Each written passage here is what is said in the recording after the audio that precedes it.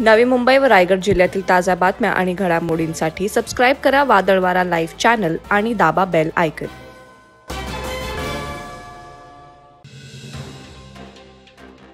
केंद्र सरकारने कांद्याच्या निर्यातीवर 40% शुल्क लावल्याने याचा मोठा फटका कांदा निर्यातदारांना बसलाय।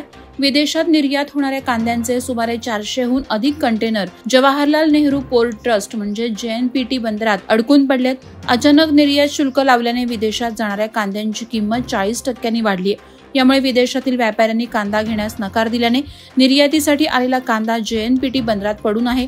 पुढील 2 दिवसात यावर निर्णय न झाल्यास कंटेनरमधील कांदा सडून व्यापारी शेतकऱ्यांचं करोडोंचं नुकसान होणार आहे।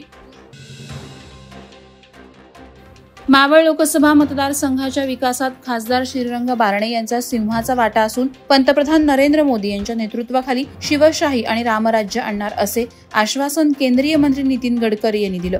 मावळ लोकसभा मतदारसंघातील शिवसेनेचे उमेदवार श्रीरंग बारणे यांच्या प्रचाराची जाहीर सभा खालापूर तालुक्यातील चौक येथे झाली। त्यावेळी तुफान गर्दीत झालेल्या जाहीर सभेत ते बोलत होते। ते पुढे म्हणाले, पंतप्रधान नरेंद्र मोदी आणि मुख्यमंत्री एकनाथ शिंदे यांच्या डबल इंजिनमुळे महाराष्ट्राच्या प्रगतीचा वेग तिप्पट झालाय। यावेळी मंचावर सर्व घटक पक्षांचे पदाधिकारी उपस्थित होते।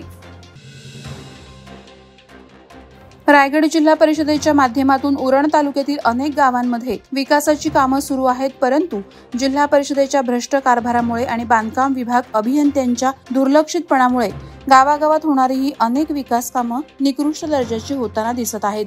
उरण तालुक्यातील दिघोडे ते चिरनेर या मार्गाला जोडणारा मोठी जुई ते मोठे भोम हा रस्ता 1 वर्षाच्या आत उखडल्याने प्रवाशांना खड्डेयुक्त रस्त्यावरून मार्गक्रमण करावं लागत आहे। रायगड जिल्हा परिषदेच्या भ्रष्ट कारभाराची चौकशी करण्यात यावी अशी मागणी प्रवाशांकडून करण्यात येत आहे। भारतीय स्वातंत्र्याच्या अमृत महोत्सवानंतरही पेण तालुक्यातील तांबडी, काजूची वाडी, खवसावाडी, केळीची वाडी आणि उंबरमाळ या 5 आदिवासी वाड्यातील आदिवासी बांधवांनी 75 वर्षात कोणत्याच निवडणुकीसाठी एकदाही मतदान केलं नव्हतं। या 5ही वाड्यातील आदिवासी बांधवांनी रायगड विधानसभेच्या निवडणुकीत पहिल्यांदा मतदान केलं। रायगड जिल्ह्यात आजही अशा अनेक आदिवासी वाड्या वस्त्या आहेत जिथे चालायला रस्ता, पिण्यासाठी शुद्ध पाणी यासारख्या मूलभूत सुविधा आजही नाहीत। मात्र नागरिक मतदान करतात। निवडून आल्यानंतर याच लोकप्रतिनिधींना या मतदारांचा विसर पडतो। उरण तालुक्यातील चिरनेर, विंधणे, चिरले, वेशवी, पागोटे, भेंडखळ परिसरातील पाणी निचरा होणाऱ्या खाड्या या वर्षानुवर्ष गाळ आणि कचरा येऊन गाळात रुतल्यात। त्यामुळे या गावांना पुराचा तडाखा यावर्षी बसणार आहे। शासनानं खाडीपात्रातील गाळ काढण्यासाठी पुढाकार घेण्याची मागणी जोर धरू लागली आहे। पावसाचं पाणी हे नाल्यावाटे खाडीपात्रात वाहत येतं। वर्षानुवर्ष वाहून गेलेला गाळ आणि कचऱ्याने खाडीपात्रात खारफुटी आणि झाडे झुडपे मोठ्या प्रमाणात वाढली आहेत। त्यामुळे पावसाच्या पाण्याचा निचरा लवकर होत नाही। त्यातच वाढत्या अतिक्रमणामुळे पावसाळ्यात पूरस्थिती निर्माण होत आहे।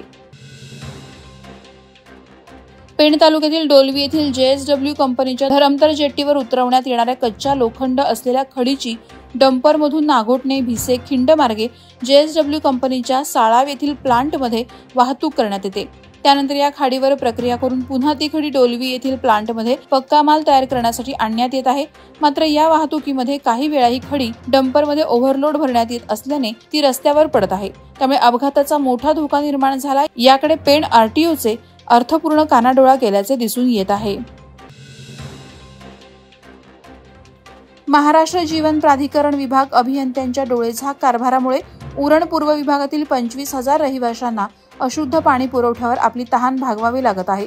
त्यामुळे रहिवाशांच्या आरोग्याला धोका उद्भवण्याची भीती रहिवासी व्यक्त करत आहेत। पुनाडे, वशेणी, कडापे, सारडे, पिरकोण, पाणदिवे, पाले, गोवटणे, आवरे, भंगारपाडा या 10 गावांना पुनाडे धरणातून 8 गाव पाणी पुरवठा कमिटीच्या माध्यमातून पाणी पुरवठा केला जातो आहे।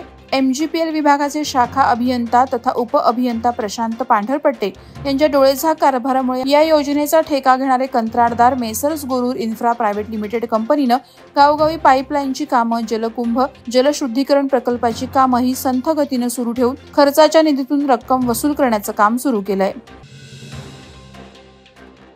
सुधागड एज्युकेशन सोसायटीचे केशरचंदजी आनंदरामजी बांठिया माध्यमिक विद्यालय तसंच NN पालीवाला कनिष्ठ महाविद्यालयामध्ये 1983 पासून आजपर्यंत शिक्षण घेतलेल्या माजी विद्यार्थ्यांसाठी बांठिया हायस्कूलच्या मैदानातील भव्य शामियानात माजी विद्यार्थी महामेळावा मोठ्या उत्साहात साजरा करण्यात आला। यात सर्व निवृत्त माजी शिक्षकांचा भव्य सत्कार, स्मरणिकेचे प्रकाशन, मनोरंजनात्मक कार्यक्रम, विद्यार्थी गुणगौरव करण्यात आला। महामेळाव्यास प्रमुख पाहुणे म्हणून माजी विद्यार्थी आमदार प्रशांत ठाकूर, मुख्याध्यापक BS माळी यांच्यासह मान्यवर माजी विद्यार्थी, शिक्षक उपस्थित होते। वादळवारा लाईव्हसाठी न्यूज ब्युरो, रायगड। नवी मुंबई व रायगड जिल्ह्यातील ताज्या बातम्या आणि घडामोडींसाठी सबस्क्राईब करा वादळवारा लाईव्ह चॅनल आणि दाबा बेल आयकॉन।